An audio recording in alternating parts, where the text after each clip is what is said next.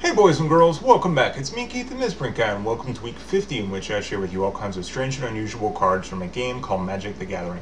Misprints, test prints, if there's something downright weird with it, I want to share it with you. So now what do I have for you this week?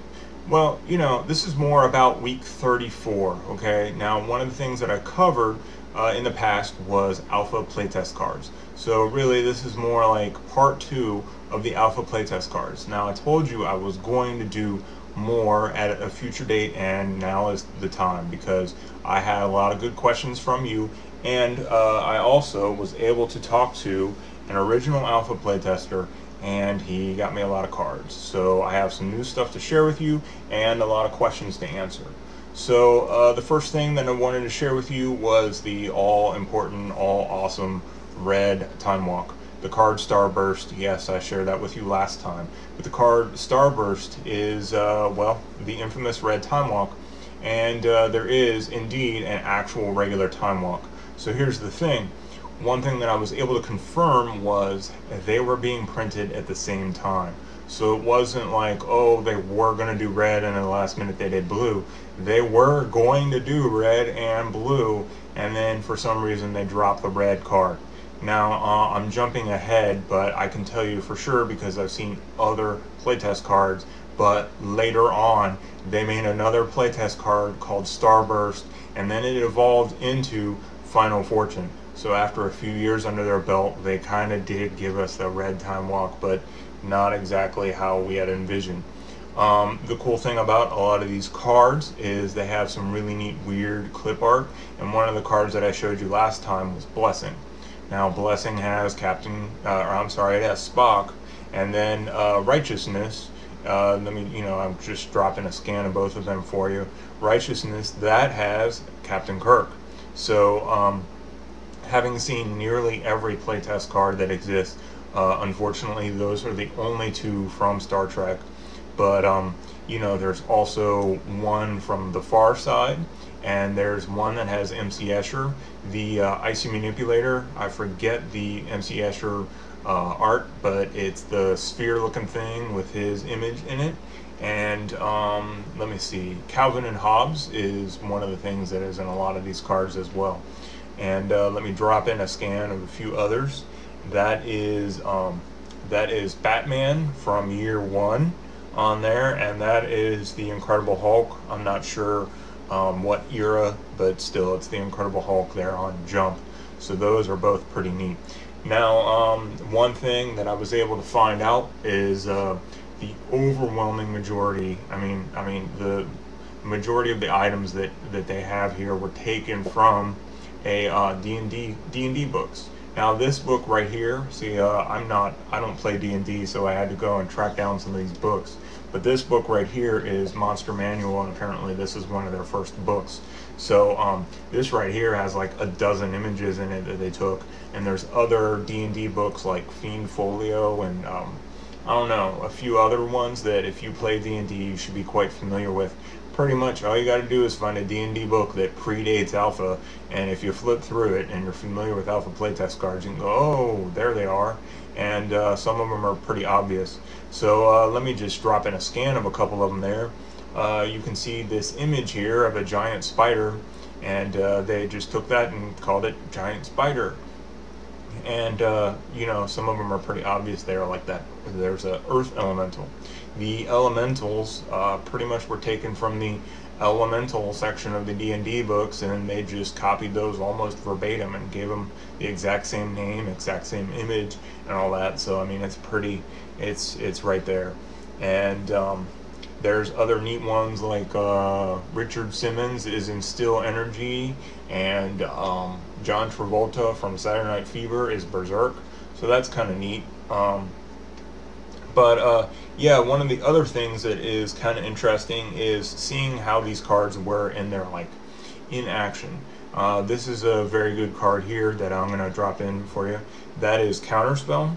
And the neat thing is a lot of these cards have notes and words crossed out, things added and taken away and all that crap.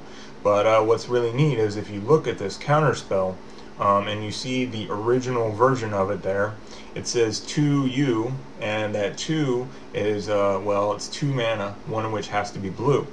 So that would, by modern days terms, be 1/1 blue, and it says cancels a spell being cast or a previously cast enchantment. So, I mean, think about that. For 1/1 blue, you could counter a spell or get rid of an enchantment that's already on the board, and that would just be ridiculously awesome. So, now one of the things that I did want to tell you was, having seen these cards, they were printed on just regular sheets. They had like a master copy, and they had regular 8.5 by 11 sheets, and they were on there 4 by 4. But the cool thing is, they already understood rarity and how important that was going to be. So I would see a sheet, and the sheet would have a bunch of, you know, easy 1/1, 2/2 creatures, and that's like your common sheet. And then, you know, you'd get up to the really cool stuff, and it would be a rare sheet. And one of the things that I find really interesting is Ancestral Recall was originally a common. That was the original plan. They, in each color, had a 3-for-1, you know, Ancestral Recall, Giant Growth, Lightning Bolt, Dark Ritual, and Healing Staff. And they quickly realized that the Ancestral Recall was by far the best card. So they made it a rare. So that was their solution, was to take these cards in some cases, and they thought, well, okay, this one's really good, but well, we'll just make it a rare now. So they didn't really understand like just how good Ancestral Recall was going to end up being, and as well as a lot of the other cards. So you know, this is where cards ended up getting restricted. So just a little side note, the phrase Power 9 comes from the original 9 cards that were restricted. They were so powerful that they ended up being restricted. And of course, if we actually had a red Time Walk, we could pretty well say that the phrase would be Power 10. But with the exception of Ancestral Recall, the other 8 were rares, and yes, I can confirm they exist. Now, I own only 3 of the Power 9, but the other ones are incredibly difficult to come by. One thing is for sure, is the artifacts that are rare were very hard to come by as far as alpha playtest cards, because they were just sought after. I mean, an artifact could go in any deck. So those are extremely hard to come by, are the artifacts. The really good ones anyhow. So let's see, trying to think if there's anything else. Oh, one of the things that a lot of you would ask me about was, I showed a card in the previous video in which I showed something that said may stack. So everyone wanted to know what was stacking and what was stacking. People were probably assuming, thinking, okay, do we have this cool mechanic that didn't happen? Well, I hate to burst your bubble, but stacking was, well, later named banding. So yes, everybody's favorite mechanic was originally called stacking in the playtest form. So yeah, I mean, we have a lot of neat artwork and information as to where these cards came from, and rarity was already an issue, and Power 9. I mean, I'm trying to think if there's anything else that I really have not covered that really goes in depth as far as these cards are concerned. But I really think that is it. Oh, okay, I know one more thing, and that is these weird unicorn things.